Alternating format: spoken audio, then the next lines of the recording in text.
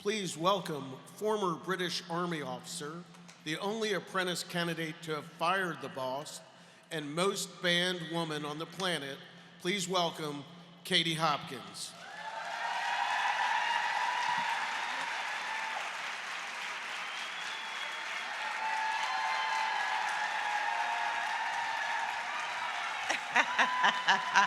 Well, good evening, ladies. Look at you lot. Don't you look terrific? Yeah, you look very splendid indeed. I wanted to get straight to the reason that I hopped across the pond to come and see you this evening. And that reason is because every single one of you worked so hard to ensure the integrity and the outcome of the 2024 election to elect the President Donald J. Trump. You made him president, and we owe you. And I have to say, Trump just came across to my country. We swapped pathways halfway across the pond to do the handover because one of us likes to be in the UK at any one time to keep an eye on them. And he told that terrible little Muslim mayor of London that he's a nasty guy and that he's not invited to the state banquet. And I have never seen ordinary British people so happy with that man. So thank you very much indeed for that. Those who don't know me yet, my name is Katie Hopkins. I'm a former British Army intelligence officer and host of a daily news podcast called Batshit Bonkers Britain. Thank you for listening along with me for that. I have lived my life on the road, telling the truths that need to be told. And at one time, I was the most read columnist at Mail Online, the most listened to radio presenter at LBC. I was with Tucker Carlson on Fox twice a week, and I had my own spot on Sean Hannity. But telling uncomfortable truths does not always make you popular. And in the crackdown on truth tellers, I was banned from mainstream media, including Fox, globally. Thank you very much. Only you guys would applaud. I'm banned from South Africa by the ANC for speaking the truth of white farmers who are being murdered on their land by black gangs. And I was deported from Australia and banned for 4 years for the crime of telling decent Australians to rise up against the tyranny of lockdown. Thank you. I am also banned from a little country in Great Britain called Wales, but no one wants to go to Wales anyway, so. And as some of you may have seen with my good friend Glenn Beck, I am now under threat of arrest by the British police, and I was held and interviewed under caution in a police cell for the crime of causing perceived offence from my comedy pub night online, The Katie's Arms. I'm waiting to see what awaits me when I return home at the airport. But I'll say this very clearly for the Democrats who might be listening in the corridors somewhere. Damn, they are ugly. I do not give offense. You choose to take it, and you need to make better choices with your life. Thank you. And I say to you, my friends here, this is not the time to back down. I say to those who are against me, you can fire me, you can deport me, you can arrest me, you can lock me up, you can even shoot at my friends, but you will not stop me now.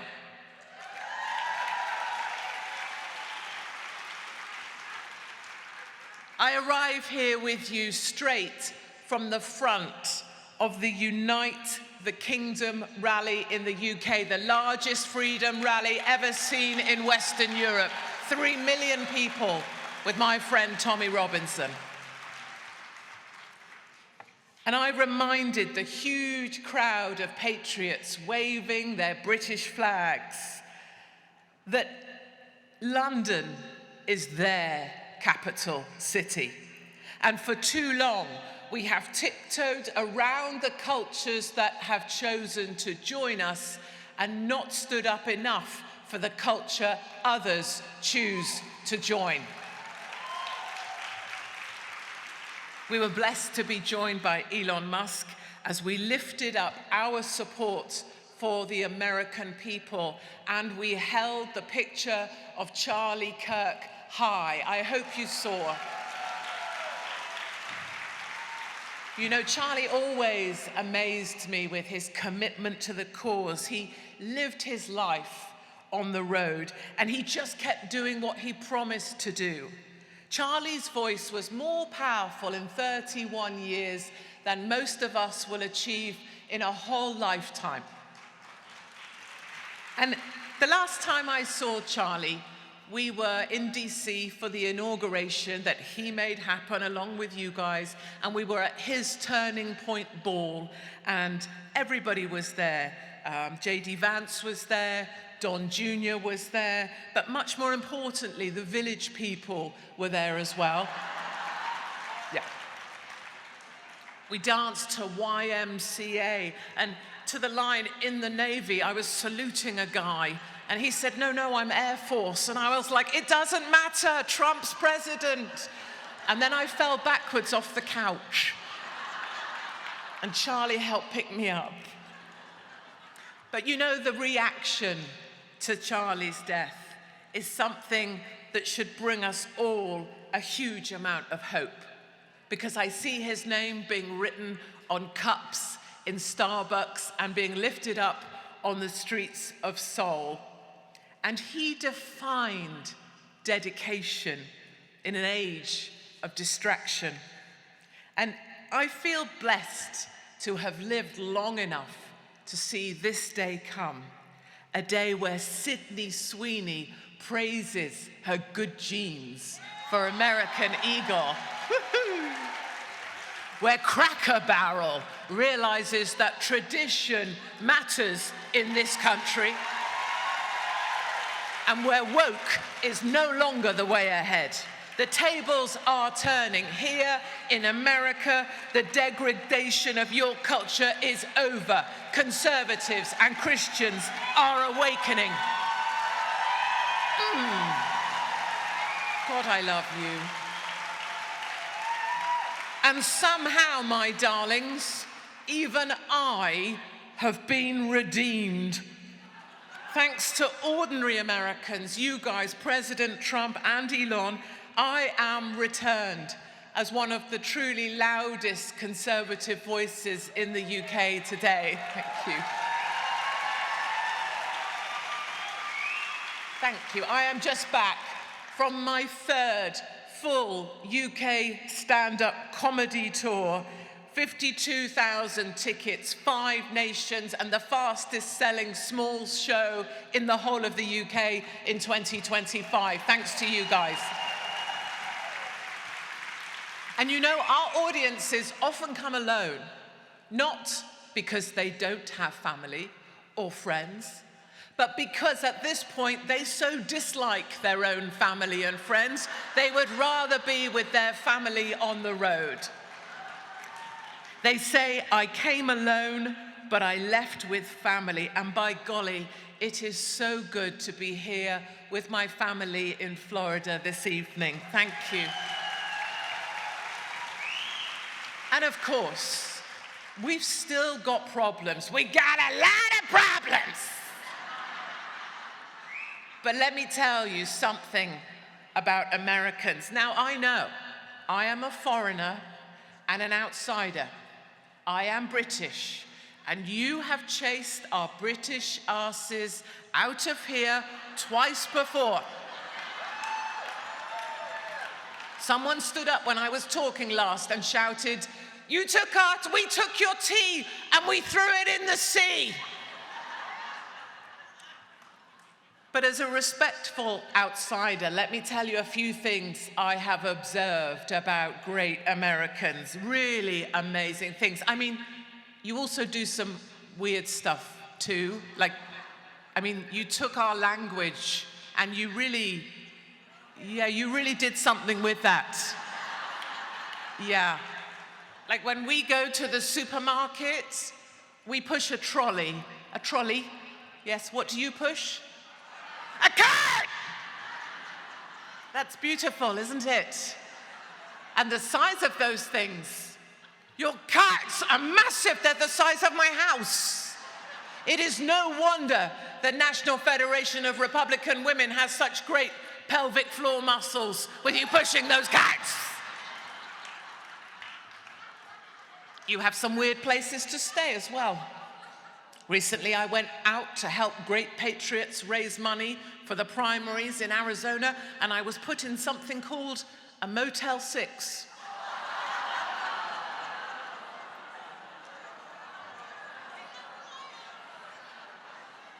I did not know there was such a thing as a Motel 6.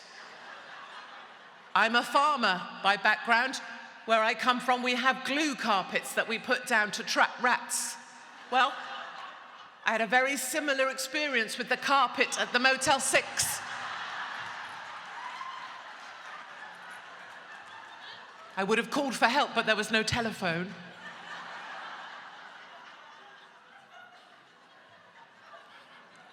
But you were also great, because Americans are different to British people. Americans are unique to this planet. You have the single greatest document that was ever written, the American Constitution, which enshrines your God-given freedoms and your right to defend them. You have the Second Amendment, and because of it, you can defend the First.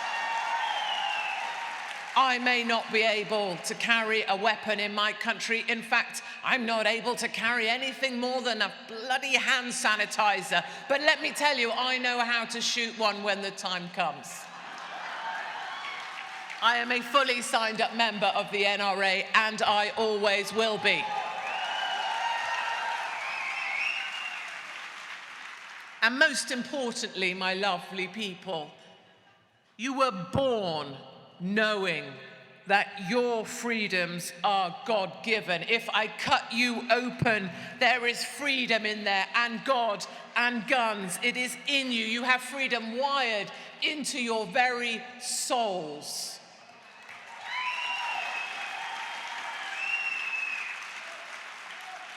And you know, I wanted to say thank you so very much for giving me the opportunity to speak to you tonight. I bring all the love from decent, ordinary British people. Our government does not speak for us. The Little London Muslim mayor does not speak for us. The people in the street showed you that we are so grateful to you and what you've given to us. Let me tell you sincerely, with all of my heart, that in our darkest hours that we must now walk through, that you brought your British family the light of hope in these dark hours. You are the shining light on the hill. You are not a democracy, you are a republic, and you are one nation under God. God bless the National Federation of Republican Women. God bless President Donald J. Trump. And God bless the United States of America. Thank you for listening to me.